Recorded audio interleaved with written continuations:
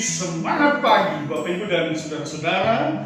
Jumpa lagi dalam Sapaan Pagi Bahtera Kasih. Pada saat ini seperti biasanya kita akan merenungkan firman Tuhan sebelum kita memulai seluruh aktivitas kita di hari ini. Untuk itu Bapak Ibu dan saudara-saudara, mari kita bersahati, kita berdoa memohon pimpinan Roh Kudus. Kita berdoa. Bapa di dalam sorga, kami akan merenungkan firman sebelum kami memulai seluruh aktivitas hidup kerja dan pelayanan kami. Kami mohonkan sabda firman Tuhan memenuhi kami, mengajarkan kami agar kami mengetahui apa yang Tuhan kehendaki untuk kami kerjakan dan kami lakukan di dalam kehidupan ini. Tuntun dan pimpin kami dengan kuasa Roh-Mu yang kudus, ya Allah. Kami akan membaca dan mendengarkan firman-Mu dalam ketaatan kepada Kristus Yesus Tuhan dan Juru Selamat. Amin. Bapak Ibu dan saudara-saudara, bacaan firman Tuhan terambil dari kitab Daniel pasal 4 ayat 1 sampai dengan ayatnya yang ke-27. Mari kita siapkan bersama, saya bacakan, kita dengar bersama. Nebukadnezar meninggikan diri dan direndahkan. Bagi Bapak Ibu yang sudah menyiapkan Alkitab, mari kita baca bersama-sama. Dari Raja Nebukadnezar kepada orang-orang dari segala bangsa, suku bangsa dan bahasa yang diam di seluruh bumi. Bertambah-tambahlah kiranya kesejahteraan. Aku berkenan memaklumkan tanda-tanda dan mujizat-mujizat yang telah dilakukan Allah yang Maha Tinggi kepadaku. Betapa besarnya tanda-tandanya dan betapa hebatnya mujizat-mujizatnya. Kerajaannya adalah kerajaan yang kekal dan pemerintahannya yang turun-temurun. Aku, Nebukadnezar, diam dalam rumahku dengan tenang dan hidup dengan senang dalam istanaku. Lalu aku mendapat mimpi yang mengejutkan aku dan hayalanku di tempat tidurku, serta penglihatan-penglihatan yang kulihat menggelisahkan aku. Maka aku mengeluarkan titah bahwa semua orang bijaksana di Babel harus dibawa menghadap aku, supaya mereka memberitahukan kepadaku makna mimpi itu. Kemudian orang-orang berilmu, ahli jampi, para kasdim dan ahli nujum datang menghadap dan aku menceritakan kepada mereka mimpi itu. Tetapi mereka tidak dapat memberitahukan maknanya kepadaku. Pada akhirnya Daniel datang menghadap aku, yakni Daniel yang dinamai Beltesazar, menurut nama dewaku, dan yang penuh dengan roh para dewa yang kudus, lalu kuceritakan kepadanya mimpi itu. Hai Beltesazar, kepala orang-orang berilmu, aku tahu bahwa engkau penuh dengan roh para dewa yang kudus dan bahwa tidak ada rahasia yang sukar bagimu. Sebab itu inilah riwayat penglihatan mimpi yang kudapat. Maka ceritakanlah kepadaku maknanya. Adapun penglihatan yang kudapat di tempat tidurku itu demikian. Di tengah-tengah bumi ada sebatang pohon yang sangat tinggi. Pohon itu bertambah besar dan kuat, tingginya sampai ke langit dan dapat dilihat sampai ke ujung seluruh bumi. Daun-daunnya indah, buahnya berlimpah-limpah, padanya ada makanan bagi semua yang hidup. Di bawahnya binatang-binatang di padang pasir, di padang mencari tempat bernaung, dan di dalam dahannya bersarang burung-burung di udara, dan segala makhluk mendapat makanan daripadanya. Kemudian dalam penglihatan yang kudapat, di tempat tidurku itu tampak seorang penjaga, seorang kudus turun dari langit. Ia berseru dengan nyaring, demikian katanya, tebanglah pohon itu dan potonglah dahan-dahannya, gugurkanlah daun-daunnya dan hamburkanlah buah-buahnya. Biarlah binatang-binatang lari dari bawahnya dan burung-burung dari dahan-dahannya. Tetapi biarkanlah tunggulnya tinggal di dalam tanah, terikat dengan rantai dari besi dan tembaga, di rumput muda di padang. Biarlah ia dibasahi dengan embun dari langit, dan bersama-sama dengan binatang-binatang mendapat bagiannya dari rumput di bumi. Biarlah hati manusianya berubah dan diberikan kepadanya hati binatang, demikianlah berlaku atasnya sampai 7 masa berlalu. Titah ini adalah menurut putusan para penjaga, dan hal ini menurut perkataan orang-orang kudus, supaya orang-orang yang hidup tahu bahwa yang Maha Tinggi berkuasa atas kerajaan manusia dan memberikannya kepada siapa yang dikehendakinya. Bahkan orang yang paling kecil sekalipun dapat diangkatnya untuk kedudukan itu. Itulah mimpi yang telah kudapat. Aku, Raja Nebukadnezar, sekarang engkau Beltesazar, katakanlah kepadaku maknanya. Sebab semua orang bijaksana dari kerajaanku tidak dapat memberitahukan maknanya kepadaku. Tetapi engkau yang sanggup, karena engkau penuh dengan roh para dewa yang kudus. Lalu berdirilah Daniel yang namanya Beltesazar, tercengang beberapa saat. Pikiran-pikirannya menggelisahkan dia, berkatalah raja, Beltesazar, Janganlah mimpi dan maknanya itu menggelisahkan engkau. Belsasar menjawab, Tuanku, biarlah mimpi itu tertimpa atas musuh Tuanku dan maknanya atas seteru Tuanku. Pohon yang Tuanku lihat itu yang bertambah besar dan kuat, yang tingginya sampai ke langit dan yang terlihat sampai ke seluruh bumi. Yang daun-daunnya indah dan buahnya berlimpah-limpah dan padanya ada makanan bagi semua yang hidup, yang di bawahnya ada binatang-binatang di padang dan di dahan-dahannya bersarang burung-burung di udara. Tuanku lah itu ya Raja, Tuanku yang telah bertambah besar dan kuat, yang kebesarannya bertambah sampai ke langit, dan yang kekuasaannya sampai ke ujung bumi. Tentang yang Tuanku Raja lihat, yakni seorang penjaga, seorang kudus yang turun dari langit, sambil berkata, tebanglah pohon ini dan binasakanlah dia, tetapi biarkanlah tunggulnya ada di dalam tanah dan terikat dengan rantai dari besi dan tembaga, di rumput muda di padang, dan biarlah ia dibasahi dengan embun dari langit, dan mendapat bagiannya bersama-sama dengan binatang-binatang di padang, hingga sudah berlaku yang demikian atasnya sampai 7 masa berlalu. Inilah maknanya ya Raja, dan inilah putusan yang maha tinggi mengenai Tuanku Raja. Tuanku akan dihalau dari antara manusia, dan tempat tinggal Tuanku akan ada di antara binatang-binatang di padang.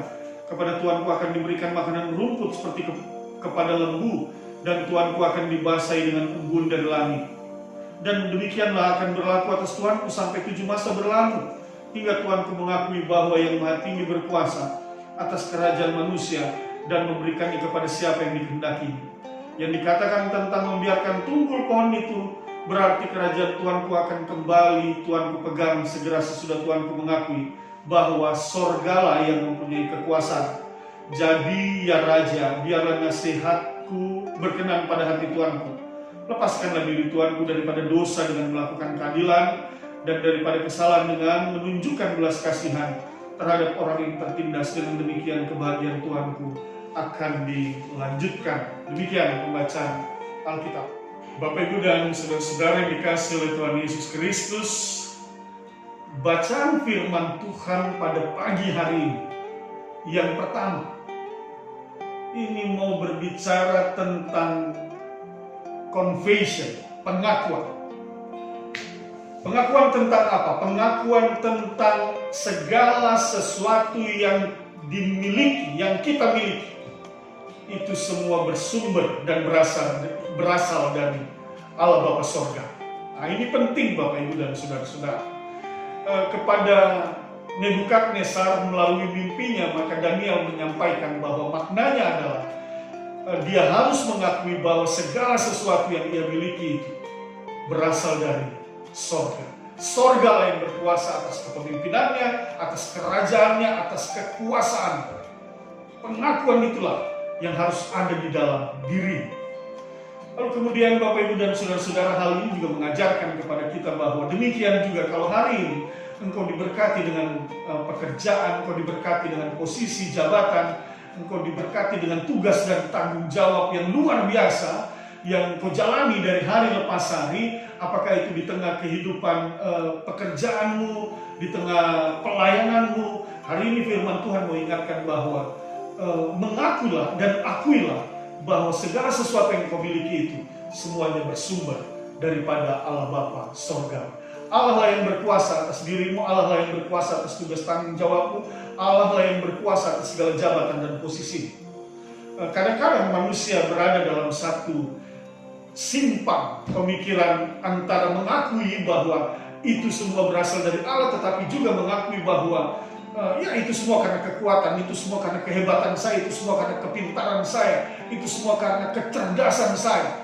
Bapak Ibu dan saudara-saudara, kalau hari ini ada pikiran-pikiran yang seperti itu, maka sekali lagi firman Tuhan mengingatkan kepada kita, bertobatlah dari pikiran-pikiran seperti itu.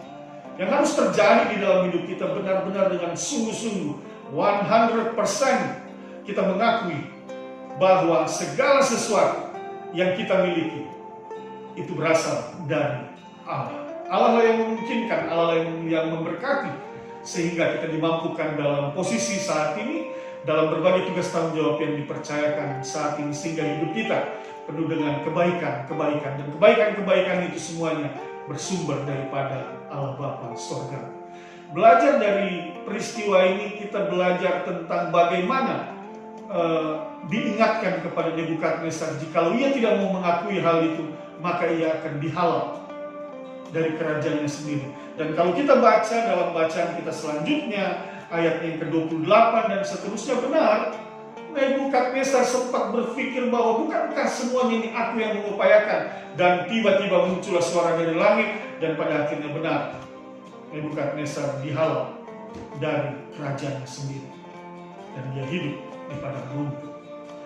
Bapak, Ibu, dan saudara-saudara, firman ini mau mengingatkan kepada kita untuk mengajarkan kita supaya hal ini tidak terjadi dengan kita. Jangan sampai kita dihalaukan dari segala sesuatu yang sudah diberikan, dianugerahkan dalam hidup kita.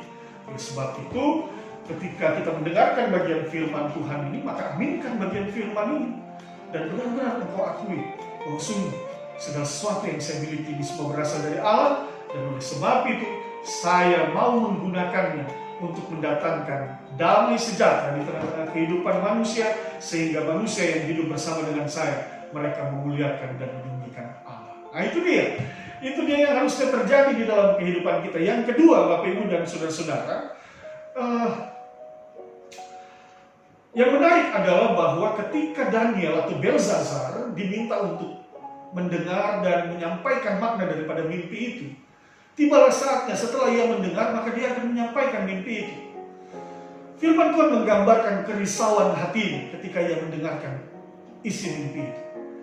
Tetapi Bapak, Ibu, dan saudara-saudara, sebagai seorang utusan Allah, sebagai seorang pilihan Allah yang hadir di tengah-tengah kerajaan yang dikuasai oleh Nebukadnezar, Daniel, Belzazar harus menyampaikan kebenaran. Sekalipun kebenaran itu adalah sesuatu yang menyakitkan, sekalipun kebenaran itu adalah sesuatu yang mungkin tidak ingin didengar oleh raja, tetapi ia harus menyampaikan kebenaran itu. Dan ini kita belajar untuk hal yang kedua, bahwa biasakanlah di dalam hidup ini menyuarakan kebenaran. Jangan menyimpan sesuatu yang benar itu, lalu kemudian kita takut menyampaikan kebenaran itu oleh karena nanti tidak enak dengan orang lain, nanti tidak enak dengan sesama kita, atau dalam kehidupan rumah tangga kita tidak enak dengan suami, tidak enak dengan istri, tidak enak dengan anak-anak, tidak enak dengan orang tua. Sampaikanlah kebenaran itu. Firman Tuhan katakan dan ajarkan kepada kita semua, Bapak, Ibu, saya ingin mengajak kita membuka dalam Amsal 12 ayat 22. Mari kita lihat bersama Amsal pasal 12 ayatnya yang ke-22. Di sana diajarkan kepada kita firman Tuhan mengatakan demikian. Orang yang dusta bibirnya adalah kekejian bagi Tuhan, tetapi orang yang berlaku setia dikenang. Sekali lagi, orang yang dusta bibirnya adalah kekejian bagi Tuhan. Oleh sebab itu, Bapak, Ibu, dan saudara-saudara, jangan pernah engkau menyimpan kebenaran, jangan pernah engkau berdusta di dalam hidupmu. Karena apa? Firman Tuhan katakan itu adalah kekejian bagi Tuhan. Tetapi ketika engkau jujur, ketika engkau berani untuk menyatakan kebenaran kepada siapapun itu, tetapi orang yang berlaku setia dikenang. Artinya ketika engkau berlaku jujur, engkau menyatakan kebenaran itu, dan engkau setia untuk mengerjakan apa yang firman Tuhan sampaikan, maka Tuhan berkenan atas hidupmu. Dan ketika Tuhan berkenan atas hidupmu, akan baik-baiklah hidupmu. Engkau tidak perlu takut untuk menyampaikan sebuah kebenaran di dalam hidup ini. Sekalipun sekali lagi kebenaran itu memang benar, dan orang yang mengatakan, ya kebenaran itu memang menyakitkan, tetapi lebih baik menyampaikan kebenaran daripada engkau dipandang telah berbuat yang keji di hadapan Tuhan Allah. Yang ketiga, Bapak, Ibu, dan saudara-saudara, bagian firman Tuhan ini juga mau mengajarkan kepada kita. Kalau hari ini engkau diberkati dengan sebuah posisi, sebuah kedudukan, sebuah tugas tanggung jawab yang luar biasa, maka ada satu hal yang positif saya lihat dalam bacaan ini, ketika kita melihat bahwa ya pada akhirnya benar Nebukadnezar mendengar makna mimpi itu dan dia menerima makna mimpi itu. Nah, ini dia. Dia menerima dalam pengertian dia tidak marah dengan Daniel, bahkan dia katakan janganlah hal itu menggelisahkan hatimu. Artinya dia mau mendengar. Bapak, Ibu, dan saudara-saudara, belajarlah untuk menjadi seorang pemimpin yang bersedia mendengar. Jangan hanya mau didengar, tetapi belajarlah untuk mau mendengar. Itu sebabnya juga bisa jadi, dan tapi saya percaya itulah sebabnya firman Tuhan katakan, baiklah mereka yang memiliki telinga mendengar. Nah itu dia. Siapa bertelinga, hendaklah ia mendengar. Nah itu dia. Sangat baik sekali. Lebih banyak mendengar itu sangat baik.